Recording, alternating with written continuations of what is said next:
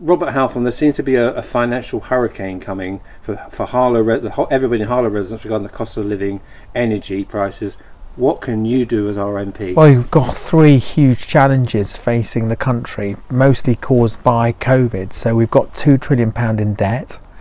We've got to pay off the country £85 billion in debt interest alone. So that's the first challenge. The second challenge is we've still got to spend money on our public services, on our NHS. We've got to deal with the NHS backlog.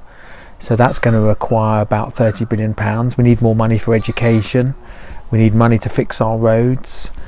And the third challenge, as you rightly mentioned, is the cost of living, that people are struggling. And so the government has to walk a tightrope, paying off a debt, spending money on vital public services, but also helping people with the cost of living.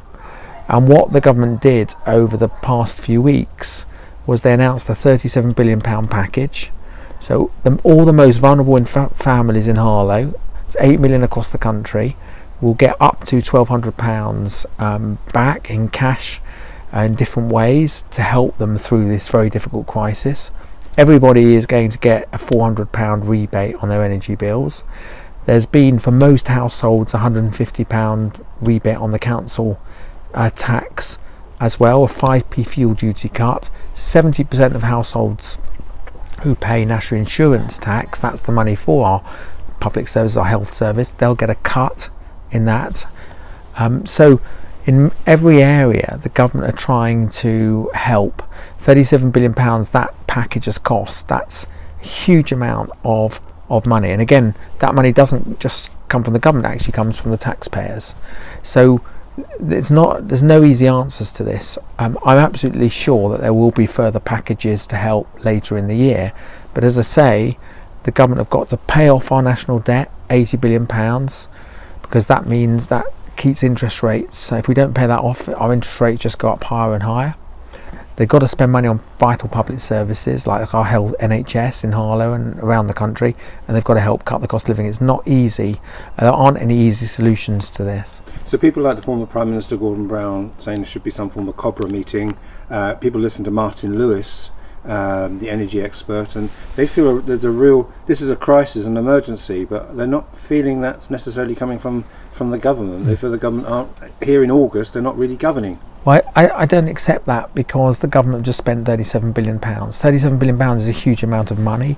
£1,200 to 8 million of the most vulnerable families, that's significant money. £400 rebate on the energy bills, that's a significant bit of money. But absolutely, where I do agree with Martin Lewis and even Gordon Brown, is there's no doubt people are struggling. The government have got to do more.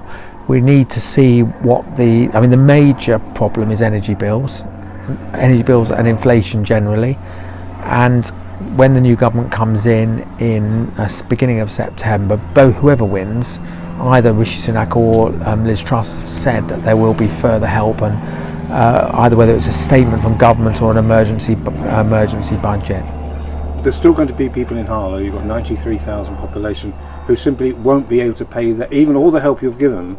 There's still we get back to, they may well not be able to help pay their bills, and some may refuse to pay their bills. That's a concern as well. That's got to be managed, hasn't it? Most people who are vulnerable will be getting help. So I'm not just talking about the money that I set out, the £400 rebate, the £1,200. There's also the Warms Home discount and other help that they can get.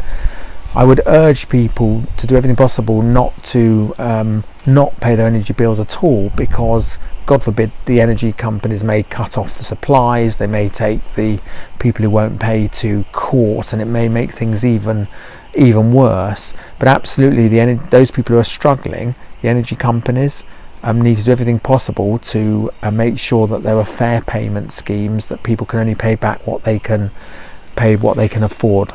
Wasn't there an argument regarding the COVID debt that it should be treated like the World War II debt, and we spread it out, a once in a century situation that we spread over a long period of time? Well, we're not going to clear 2 trillion in debt. It's £2 trillion we're talking about.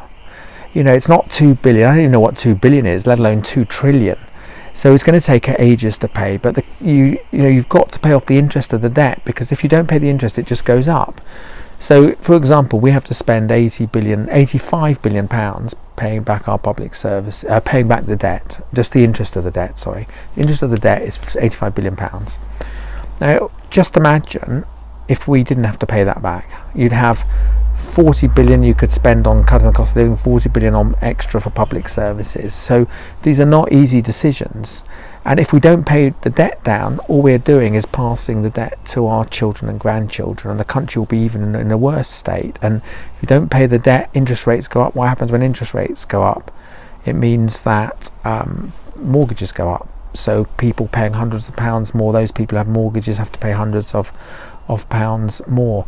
If you don't pay your debt, inflation goes up. What happens if inflation goes up? Food prices go up in the shops. We've seen that already. So, as I say, the government's spending £37 billion. There's no easy solutions to this. We need to help everyone. There needs to be further support, and I will carry on campaigning for that in Parliament. I campaigned from January for the windfall tax on the big companies in order that we could get help for people's energy bills. But the government are doing everything they can to try and alleviate the problem. I know it's August, but are you getting emails? Are you getting contact from people regarding this at the moment? It's not just because it's August. I've had emails all the way through, and that's why, not just emails, people talking to people in the streets when I'm out and about. And that's why I campaigned for the windfall tax. I relentlessly campaigned for fuel duty cuts, which they did do. I relentlessly campaigned to cut the cost of living on energy bills. And so, you just have to look at my record in Parliament and speaking to the media, whether it's your Harlow or the national media. I campaign on these and challenge the government when I need to.